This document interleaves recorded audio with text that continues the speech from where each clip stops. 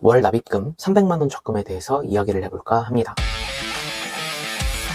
앞선 영상에서 말씀드렸던 것처럼 적금을 들어볼까 합니다. 적금이 돈이 되냐 하는 분들은 제 앞선 영상 한번 확인해 주시면 감사하겠습니다. 금리 인하가 본격화되는 시점에서 어쩌면 마지막 고금리 적금을 들 기회다라는 뉴스 기사가 굉장히 많이 나오고 있습니다. 네이버에서 적금이라고 치면 무수히 많은 적금 상품들이 나옵니다. 9%짜리도 있고 7%짜리도 있어서 와 이거 엄청 이율 좋네 하고 눌러보면은 납입 한도가 30만원 채 안 되거나 하는 상품들이 많아요. 맞습니다. 무조건 고금리로 주는 적금 상품이 좋은 상품은 아니에요. 기간이나 금리, 금액까지 나에게 적합한 상품을 잘 따져봐야 하는데요. 그래서 월 100만원 이상 저축을 계획하고 계신 분들에게 앞으로 나올 상품을 추천해드리려고 하니까 영상 끝까지 시청해주시면 감사할 것 같습니다. 인터넷뱅크 먼저 보겠습니다. K뱅크입니다. 주거래 우대 자유적금이고요. 1000원에서 최대 300만원까지 월 납입 가능합니다. 은혜들의 장점은 연 단위가 아니고 개월수로 제가 납입 기간을 선정할 수 있는 것 같습니다. 물론 기간이 길수록 금리가 높아지겠죠. 이 적금 같은 경우에 36개월 이상 납입 시 최대 4%까지 금리를 받을 수 있습니다. 우대금리 조건이 두 개가 있는데요. 실적 인정 기간 동안에 50만원씩 급여이체를 하거나 통신비 자동이체를 K뱅크 통장이나 아니면 K뱅크에 있는 체크카드 실적이 있으면 0.3%를 마찬가지로 실적 인정 기간 동안에 3개월 이상 체크카드 20만원 실적이 있으면 추가로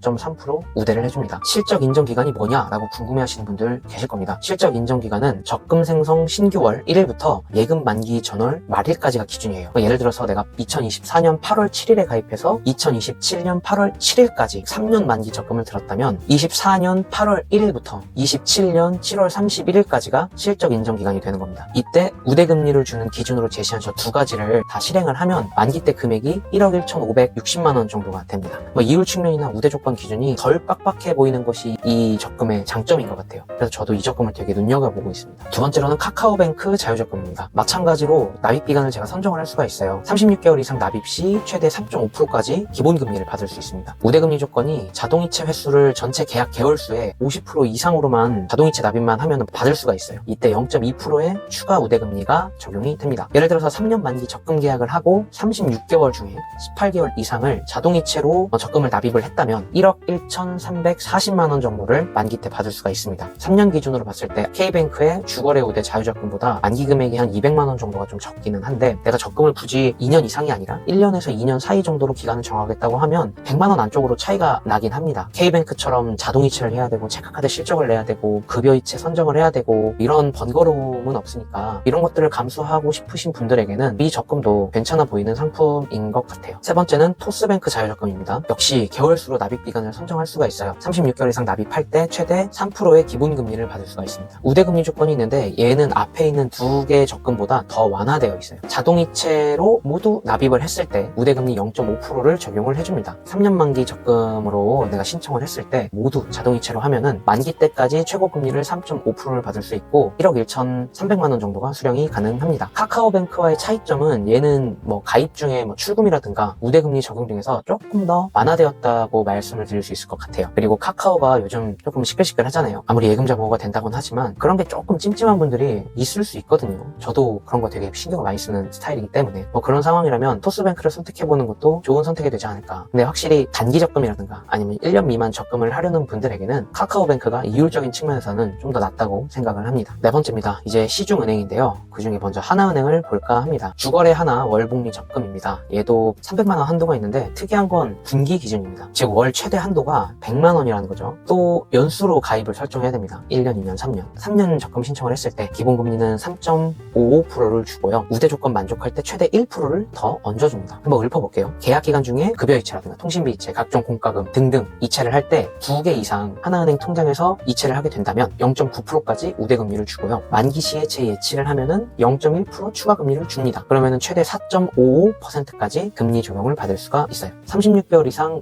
월 100만원 납입을 하면 만기 시에 3,800만원을 받게 되는 겁니다. 왜 이렇게 작냐? 라고 말씀을 하시는 분들도 있겠는데 아까 말씀드렸다시피 얘는 분기별로 최대 300만원이에요. 월 100만원이기 때문에 이거 혼동하시면은 안 될 것 같고요. 그러니까 월 100만원을 하시는 분들에게는 이 상품이 상품이 꽤 괜찮은 상품인 것 같습니다. 100만 원 기준으로 봤을 때는 이율이 제일 괜찮아 보여요. 카드를 써야 하는 2차 소비 유혹도 없고 여행 적금이나 뭔가 연례 행사 같은 이벤트성 적금으로 충분해 보이거든요. 그래서 내가 300만 원까지는 아니더라도 월에 한 100만 원 정도를 납입할 수 있고 주로 거래하는 은행이 하나은행이다 라고 하시는 분들은 이 적금 되게 저는 괜찮아 보입니다. 마지막입니다.